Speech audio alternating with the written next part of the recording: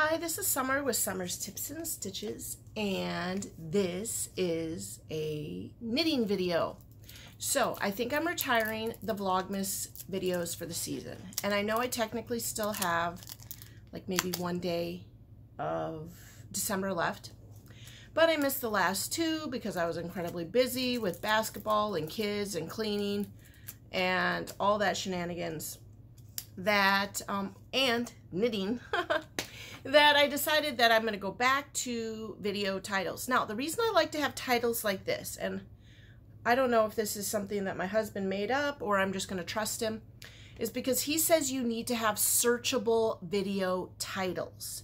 So that if somebody is going to do a search for a certain kind of video, you need to have certain kind of words in there, like knitting or frogging or, you know, and so that's what I have in this video. That's why they came to my mind. So that's why I tried to do titles. I don't just do like, you know, Summer's Tips and Stitches episode 5, because I feel like the best way to gather new subscribers is have a topic video, like, you know, reviewing a Lion brand yarn, because that's actually how I first started learning about YouTube channels. Is I was learning how to crochet off of YouTube, and so I'd look up certain phrases, and that is how, like, how to use this yarn, or what's a good baby yarn, or, you know, certain things like that.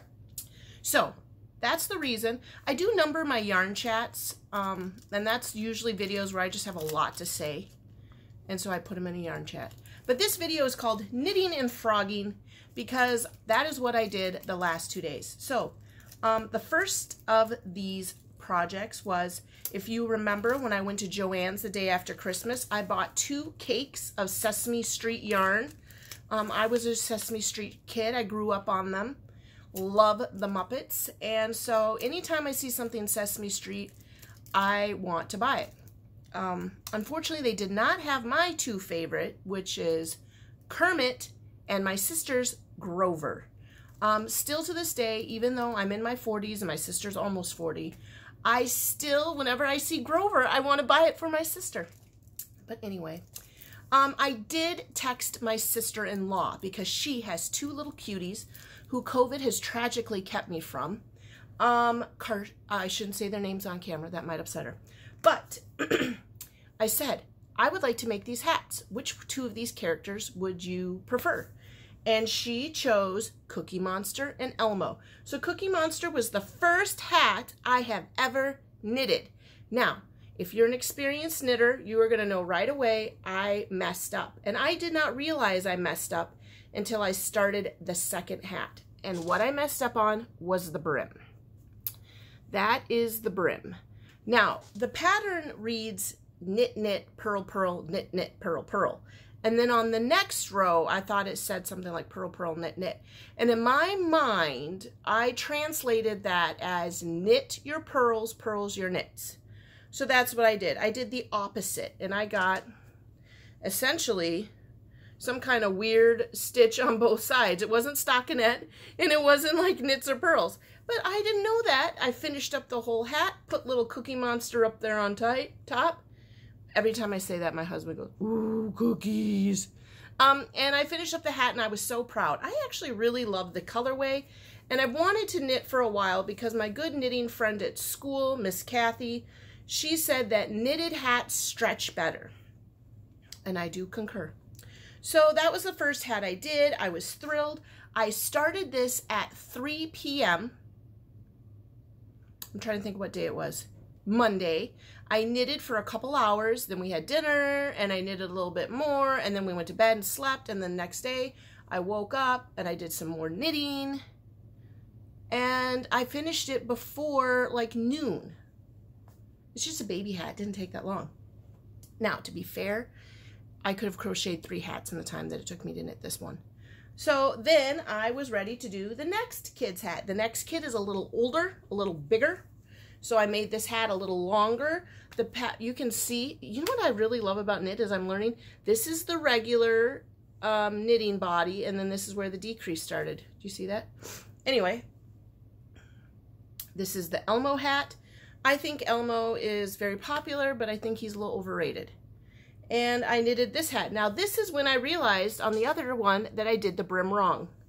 You are supposed to knit your knits and purl your purls. And that is what that brim looks like. That's what we're imitating when we do crochet, when we half double crochet in the back loop. It's this ribbed look. That's what we're doing with the crochet in that back loop.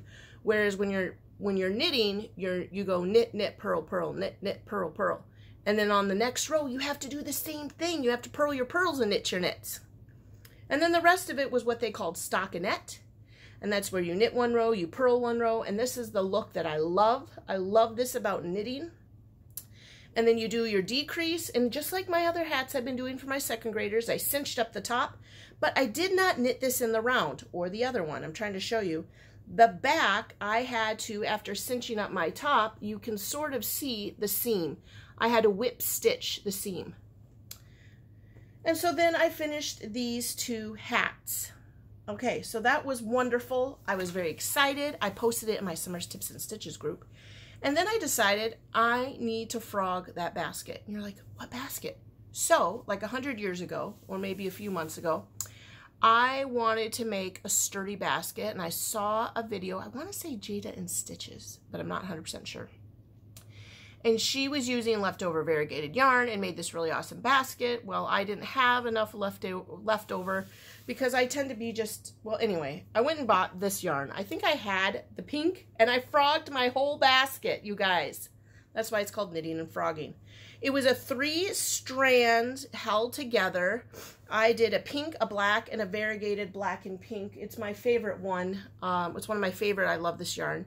And many subscribers said the reason my basket was so floppy was because I used I Love This Yarn and it's soft. That I should have used a sturdier yarn like Red Heart or Crafter's Secret. And then that would have made a sturdier basket. So I frogged this because I really do love this pink variegated yarn that I gave. Look at how big this yarn ball is, y'all. I want to give you in comparison. Well, one, my head. But two, like I'm trying to think of like, of us here. Here is like a normal full skein of DK yarn. This is one whole skein. And then look at that. So it is a giant ball. Now, I'm not necessarily thrilled with this ball situation because it is still the 3 strands together. I don't know if you guys have seen this tip before, but many of our friends in the yarn world take these little bendy clips and hold the yarn down on the ball with them, and that's what I did. I made this with the 3 yarns together, hanging out on this. So I either have to make a project with the 3 yarns still held together, or I have to decide, am I going to take the time to ball this up into 3 separate balls? I don't know. This is probably 9 skeins worth of yarn. I had to dig my fingers in like this so that I could wrap around it. It did not take that long, actually. I was pretty surprised by that. So that is all that I have been doing. Oh, scratch that. So after I finished wrapping up this giant ball, I'm going to put that there. I decided to make an adult size hat. I was going to knit an adult size hat because there's a lot of yarn that I have in here that's fancy yarn in this cow area. This is my knit crate yarn, most of this, or the ones I bought at the, I bought it at that yarn festival I went to a couple summers ago before COVID, because last summer they didn't do it because of COVID. I don't know if they're going to do it again this coming summer, if COVID will be done. You all know I already had COVID, so, but my time will run up. Okay. Anyway, what I'm saying is some of these yarns are not enough to do a full crochet project, and because I'm a bigger gal, I can't get a full shawl out of them. So I was thinking I wanted to knit myself a cute hat. So now that I learned this pattern for the, this baby hat, I thought bump it up to an adult size hat. So this is what I did. I did some math, and it took a while, you guys, because I'm not a mathematician. So what I did is I Googled how many stitches for an adult-sized hat cast on, because this baby hat was 64 stitches, and they said 95. So then I took the math that they gave me for this hat, for the decrease, and I converted it to that of a 94. Do a proportion. So when I had 64 stitches, the first row of decrease, they wanted me to knit 6 and then knit 2 together. So I did that. I actually, this is how my brain has to work. I'm a 2nd grade teacher. So I made 64 tallies and then I crossed off 6 and then the 2 together. And then I drew a line to show that that was one segment. And I did that to show that I had to do that X amount of times. So then when it came to the 95, it turned out those 8 stitches had to be done a certain amount of time. I was 1 stitch short because 95 is an odd number and 64 is an even number, so I just added 1 more stitch. So I cast on 96 stitches. And so I'm then still going to be able to follow that decrease pattern for that. Now, the only thing I'm still trying to decide is there's 5 inches between where you finish your brim and you start your decrease. Actually 6 inches on the red hat, 5 on the blue hat, because I wanted to make it a little smaller for the smaller guy, because one of them is very tiny. One of them's 4 and one of them's almost 2. So I wanted to have this tinier hat. So I haven't yet decided how many inches I need to have from my brim to where I'm going to start my decrease. And I think I'm just going to be putting it on my head and measuring it. Now, the one thing I have gotten very good at, because you can't frog knitting like you can crochet. On crochet, you just grab that thread and go, blah, blah, blah, and away you go. Knitting, you can't do that because it's all caught up on the stick. So basically what you have to do is backwards knit. And I am getting to be just as good at backwards knitting as I am frontwards knitting. I will say, though, crochet is a relaxation for me, and I enjoy it, and I feel great about it. Knitting is not relaxing for me. I'm specifically doing it to achieve a goal, and that is being good enough to make an adult hat. So while I was knitting this, and because there's more stitches on it than a baby's hat, and remember this other pattern that I did was I knitted a flat piece and I sewed up the back to make it circular. I thought to myself while I was making this, I said, you know, I probably could just knit in the round because it's so much bigger than the baby hat. So I actually did a couple rows where I had just knit in the round. And I actually did that a really long time ago. One of the first things I ever knitted was a cowl with, I forgot the name of that gorgeous wool, gorgeous wool, Malabrigo. I knitted a cowl. So I do know how to knit in the round. But what I noticed is it was just getting a little too tight. And then I thought to myself, because it has this much less circular, when I start to do the decreases for the top of the hat, that's when I'm going to have some problems. Because this is going to be too small for my circulars. So I decided, you know what, let's not get too fancy too fast, Summer, because that's when you get frustrated. You get too fancy too fast. So I'm going to finish this hat just like I did the baby's hats, where I'm just going to make the front piece. I'm going to cinch the top, whip stitch down the back. I might put on a faux pom-pom. I'm using my pastry puff from Hirschner. Now, Hirschner had sent me a beautiful blanket they wanted me to knit that was way past my knitting abilities. And I have one skein of it still up on a knitting needle upstairs in my cart.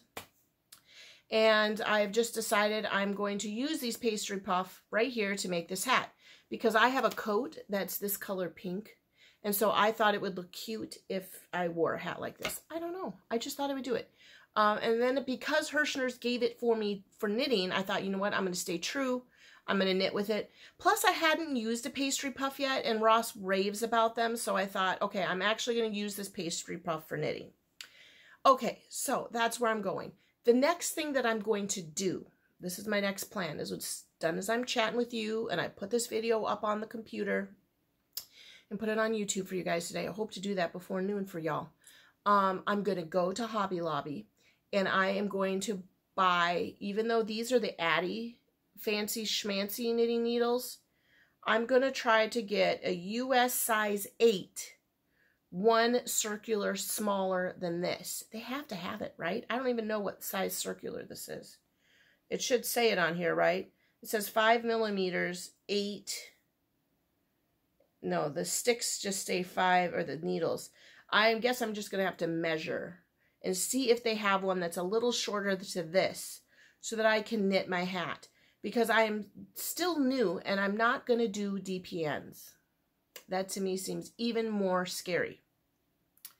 If they don't have circulars that are a little smaller than this, then I might just not knit a hat in the not knit a hat on the circulars. So somebody in the Summer's Tips and Stitches Facebook group underneath that hat asked if I had an easy pattern to knit on circulars, and I do not.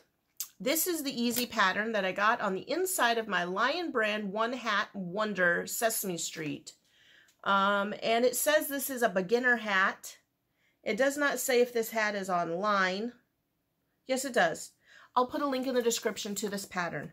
It says, visit lionbrand.com for more patterns featuring Lion Brand Sesame Street One Hat Wonder Yarns. This is the same pattern I got for both Cookie Monster and Elmo. It was not different in either of them. So it'll be interesting to see, because they did had Oscar, Big Bird. I don't know. That's all they had at ours. Just the 4. So it'd be interesting to see if they have a different pattern for those. But as of right now, my intro to the knitting is going to be to knit the flat piece and whip stitch up the back. And to be honest, I don't think you can see where I whip stitched up the back, especially if I'm using a variegated. Maybe you'll see it more in this one. I don't know, because this is a cake with the color changes. So friends, that is all for this video, my dear yarn friends. I'm knitting. I hope to go back to crochet soon. I don't necessarily have a project in mind, except for I really wanted to make, I'm getting it out for you, this, I really wanted to make these flowers. Hirschner gave me this. Remember, I'll show you better so you can see. I just thought they were so pretty. And they're just a bunch of flowers. And this I can needlessly, actually what I thought about doing, I'll tell you guys in another video soon.